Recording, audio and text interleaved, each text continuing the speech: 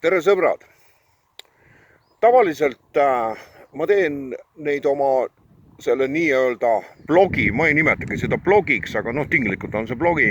Neid videosid teen, et mul on formeerunud nagu mingisugusel kujul mingid mõtted ja nad vormuvad sõnadeks ja niimoodi nagu salvestan sellise informatsiooni aga mingi telg on ikka, on nagu olemas mingi teema, mis on nagu läbi mõeldud ja võrreldud, vaagitud, kaalutud ja siis sellest nagu tekib nagu teatav niisugune istekoht. Ma nimelt istudes edastan oma mõtted, ma ei tee seda seistes, nii et mul ei ole seisukoht, mul on istekoht. Aga see, mis nüüd praegu tuleb, on spontaanne ja suure tõenäosusega ma seda avalikku levis ei anna. Aga kui sa seda kuuled, siis järelikult olen ikkagi andnud. Ja see teema on selline. Sõbrad, ma lähen väga keerulisse ja väga murdelisse ajalooperioodi, millest ka kõige uimasem inimene, keda ei huvita üldse ajalugu, on ikka üht koma teist kuulnud. Aga see, kellel on vajadus ja võimekus jälgida seda mustrit, mille nimi on ajalugu ja meie tillukese väikese nukurahvakese ajalugu, neile seda enam. Ma lähen perioodi aasta 1940. 1940. 39. aasta sügisel tulevad Eestisse baasid. Väga suur hulk inimesi saavad kohe aru, mis on toimumas. Teine osa aimab ja meeletu protsent neil on sügavalt poogen, mis toimub. See on see protsent rahvastikust, mis on kogu aeg ühtlaselt olemas. Täna on neid, mulle tundub, et neid on täna kordades rohkem kui 40. aastal. Need on inimesed, kellel puudub analüüsivõime, kes on orienteerivad küll väga hästi automarkides ja brändides, mida endale selga panna, milline kutsi-mutsi või nii edasi. Ja said aru, millele ma vihjan. Need on need inimesed, neil on sügavalt poogen, mis toimub.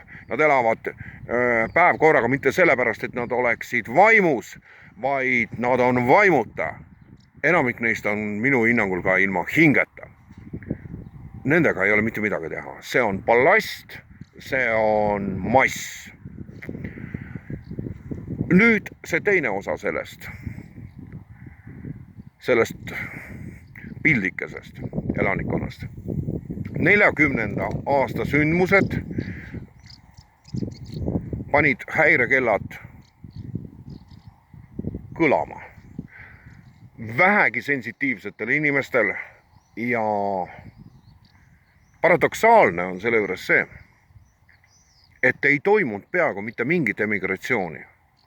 Mina tean üksikuid isikuid ja nende elulugusi, kes lahkusid Eesti Vabariigist erinevatesse riikidesse ja mitte turistidena ega nii-öelda mingiks üürikseks ajaks, vaid kellel oli lähetus lahkuda Isamaalt. Need läks erinevatesse riikidesse. Need läks ka muide Soome, kõrval Soome, sest piirid olid lahti ja mitte mingit probleemi ei olnud. Ja neid oli väga vähe. See oli peaaegu olematu ja tegelikult selle kohta informatsiooni ja niisugust infotöötlust peaaegu ei ole. 39. aasta baltisakslaste lahkumine, sellele on pühendatud väga palju ruumi, seda kõik teavad. Neid oli 16 000 inimest ümmarguselt ja need ei olnud mitte kõik baltisakslased, vaid seal oli ka neid kadakasakslasi piisavalt palju.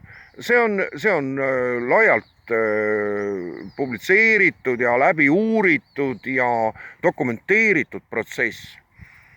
See on 39. aastal.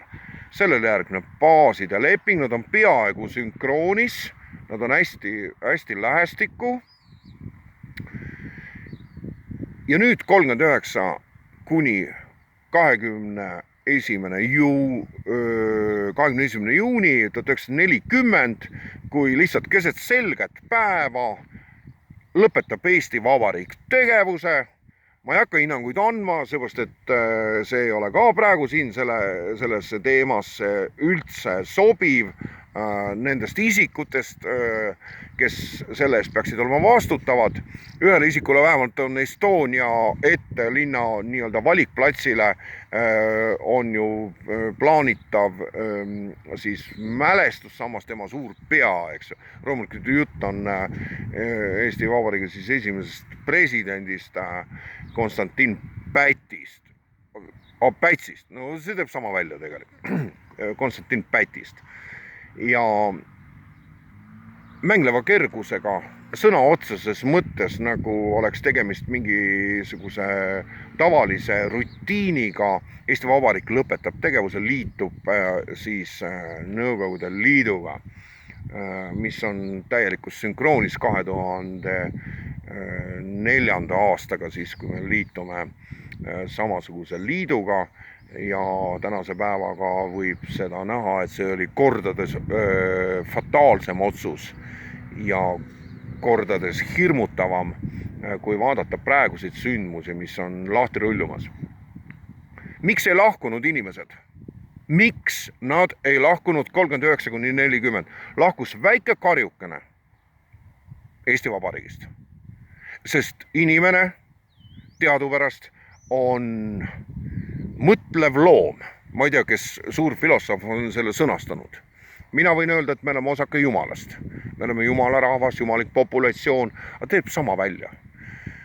Eelkõige me oleme kahel jalal käivad loomakesed, Jumala loomakesed, kes käivad kahel jalal. Ja me liigume paremate tingimuste,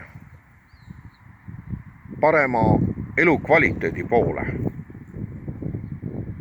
Mina tulin siia maale kliima pärast ja selle rahu pärast, mida ma tundsin siin olevat. Seda rahu rikub praegu üks kuri koer, kes tuli meid eksitama. Mitte midagi ei ole teha. Siinkohas tuleb sellega lõpetada.